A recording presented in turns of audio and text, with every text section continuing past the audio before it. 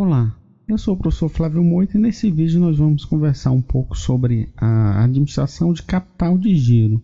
Mais especificamente, a gente vai detalhar o ciclo de caixa e o ciclo operacional. O ciclo de caixa que alguns autores também chamam de ciclo de conversão de caixa. Mas o que vem a ser capital de giro? A gente pode dizer que capital de giro é um investimento que a empresa faz para manter os seus gastos do dia a dia, os gastos operacionais. Sejam eles fixos ou variáveis, sejam eles para a manutenção de sua estrutura ou para a produção e comercialização dos seus produtos. Em finanças e contabilidade, a gente pode identificar os investimentos feitos nos gastos operacionais, ou seja, no circulante, a partir das contas relativas ao ativo circulante, que são os investimentos feitos pela empresa, e as fontes, suas respectivas fontes, que é o passivo circulante, ou seja, as fontes que são exigíveis até 365 dias. No ativo circulante a gente vai encontrar aqueles recursos aplicados e de rápida renovação. Rapidamente você está renovando esses ativos, como por exemplo, contas a receber, os estoques, o próprio caixa da empresa faz parte do ativo circulante. É diferente, por exemplo, nos investimentos feitos em ativos permanentes, como por exemplo, terrenos, imóveis, instalações que vão levar alguns anos para serem alocados aos custos dos produtos, através de critérios de rateio, através de depreciações, tá certo? Então a gente pode dizer que o capital de giro são aqueles recursos aplicados em ativo circulante e suas fontes, a partir do passivo circulante. Mas o que é que vem a ser então capital circulante líquido ou capital de giro líquido? A gente pode dizer que o capital de giro líquido é a diferença entre o ativo circulante e o passivo circulante. Então, se a gente diminuir o ativo circulante menos o passivo circulante, a gente vai ter o capital circulante líquido, o capital de giro líquido. Quando a gente tem um ativo circulante maior do que os passivos circulantes, a gente tem uma situação de capital de giro líquido positivo. E o contrário, quando o ativo é menor, o ativo circulante é menor do que o passivo circulante, a gente tem capital de giro líquido negativo.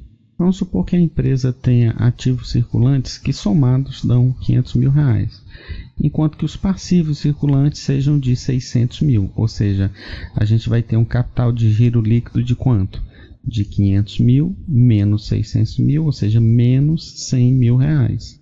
Nesse tipo de situação, a gente pode dizer que a empresa está passando por uma dificuldade de liquidez, porque ela tem mais passivos vencíveis até 365 dias do que ativos. E nesse caso, os administradores da empresa devem procurar meios para suprir os seus recursos, o seu caixa, para cobrir essa diferença. Uma das formas de se resolver esse problema é através da contratação de empréstimos destinados a suprir esse capital de giro, que no caso aqui está negativo. O problema é que se a empresa passar muito tempo nesse tipo de situação, ela pode vir a enfrentar problemas. Até mesmo quando a gente tem um capital de giro líquido positivo, a gente tem que ter cuidado. Por quê? Porque o capital de giro é um capital parado, que está lá alocado no ativo. E esse capital tem um custo, Se você tem um ativo circulante muito alto e um passivo circulante muito baixo, você está com o capital parado. E esse capital de giro tem um custo, Que custo é esse? É o custo de capital. Inclusive eu tenho um vídeo que eu explico bem detalhadamente o que é o custo de capital e como calcular, que é o nosso WACC. Vou deixar no link aqui no card logo acima e na descrição, tá bom? Tudo bem, a gente já sabe o que é capital de giro líquido, mas qual é o fator que mais influencia nesse capital de giro líquido, dele estar negativo ou positivo? E aí a gente surge com dois outros conceitos, que é o conceito de ciclo operacional e ciclo de caixa, também chamado ciclo de conversão de caixa. A melhor forma da gente apresentar esses dois conceitos, e é utilizada pela maioria dos livros, é através de um gráfico, do diagrama aqui. Eu vou montar aqui uma linha de tempo e a gente vai ver alguns momentos de ocorrência de saídas ou entradas de caixa dentro de um ciclo operacional, dentro de um ciclo de venda, de produção e venda de produtos, tá certo? O primeiro momento dessa linha de tempo é o momento da entrada do produto no estoque. Pode ser um produto ou pode ser uma matéria-prima. E ao longo de um determinado tempo, até o momento em que ocorre a venda, a gente vai ter um tempo de produção, de estocagem, até o momento que o produto é vendido. Esse período de tempo, do momento da chegada do produto até o momento da venda, a gente pode identificar a partir da idade média dos estoques. Então, a gente vai levar um tempo que a gente vai precisar financiar, que é exatamente esse tempo de produção e dos estoques dos produtos, tá certo? Sejam eles produtos estocados, sejam eles produtos acabados, saídos a partir de um processo de produção. Então, a gente vai ter esse tempo. Depois que o produto é vendido, vai levar um momento que é um prazo de pagamento. Os clientes normalmente compram a prazo, né? Você vai ter um prazo médio de cobrança, tá? Mesmo aqueles que compram à vista, mas nem todos compram à vista. Você vai ter um prazo médio de cobrança. Então, se a gente somar o tempo de médio de estocagem, ou seja, a idade média de estocagem, até o período médio de cobrança, que vai determinar um outro momento, que é o momento do recebimento da venda daquele produto, a gente vai ter o nosso chamado ciclo operacional. Então, a gente pode dizer que o ciclo operacional é a somatória da idade média de estoques mais o período médio de cobrança, ou prazo médio de cobrança, tá certo? Então, esse ciclo operacional, quanto maior ele for, maior vai ser a nossa necessidade de capital de giro.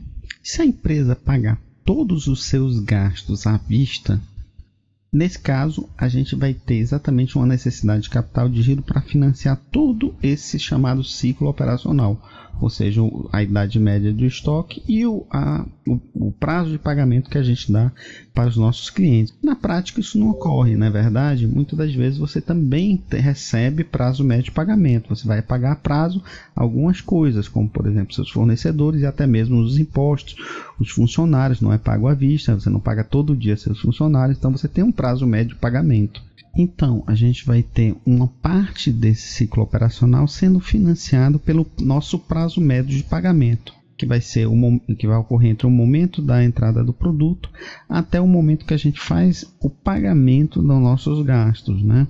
O pagamento médio, o prazo de pagamento médio dos nossos gastos. Essa diferença de tempo entre o ciclo operacional, que vai ser em unidade de tempo, normalmente em dias, e esse prazo médio de pagamento é o que a gente vai chamar de ciclo de caixa ou ciclo de conversão de caixa, como alguns autores costumam chamar.